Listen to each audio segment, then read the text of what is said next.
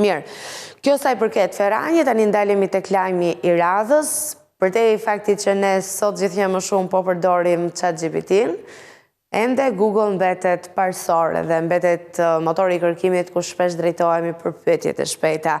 Dhe tashmë do të njihemi me 10 pset ku bota u drejtua në Google për të mësuar edhe për të kuptuar më shumë. Për gjatë vitit 2025 kemi parë që ka ndodhur ngjarje të forta politike, ka pasur konflikte ndërkombëtare, ka pasur arrestime të bujshme dhe vendime që patjetër kanë ngjallur kurreshtjen globale. Kështu që cilat janë prej tyre ato që njerëzit globalisht më së shumti kanë zgjedhur të drejtohen dhe të pyesin pse, ne i shohim së bashku. Në vendin e 10 renditet pyetja pse TikTok po mbyllet në Amerikë, që lidhet me ligjin amerikan që synonte ndalimin e aplikacioneve të kontrolluara nga kompani të huaja, përfshirë këtu edhe TikTokun për arsye kombëtare.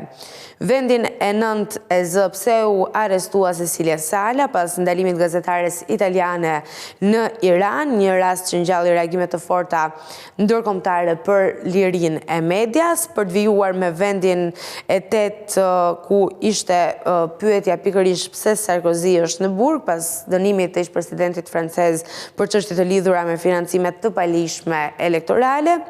Në vendin e 7 renditet pse Izraeli sulmon Gazën, pyetje që lidhet me konfliktin e vazhdueshëm izraelito-palestinez dhe për shkallëzimin e dhunës pas sulmeve të Hamasit.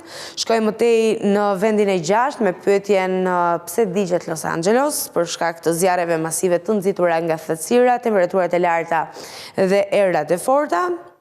Në vendin e 5 ishte pse mbyllet The Couple, një program televiziv i mbyllur për shkak të audiencës së ulët, gjë e cila ndodh ç'është e drejta edhe në kohërat moderne ku secili është ekspozuar ndaj kontenteve të ndryshme dhe ka mundësinë të zgjedhë çfarë vlen dhe çfarë bën më mirë për të.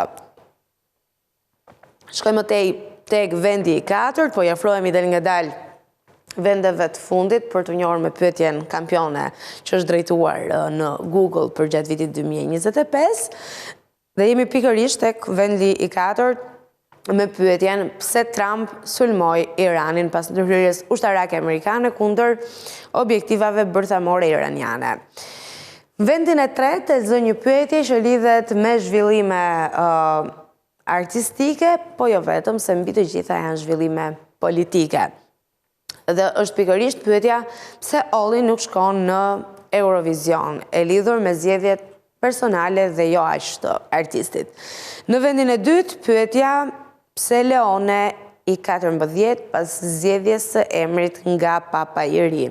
Dhe në vendin e parë qëndron pyetja pse Izraeli sulmoi Iranin, është pyetja më kërkuar e vitit që patjetër pasqyron frikën globale nga përshkallëzimi i konflikteve dhe nga rreziku bërthamor. Një situatë goxha problematike ajo e vitit 2025 dhe me sa duket edhe pset më të kërkuara në Google e tregojnë këtë që kemi shqetësime lidhur me sigurinë, të cilat intensifikohen ditë pas dite dhe këtë na e tregojnë edhe tendencat teknologjike.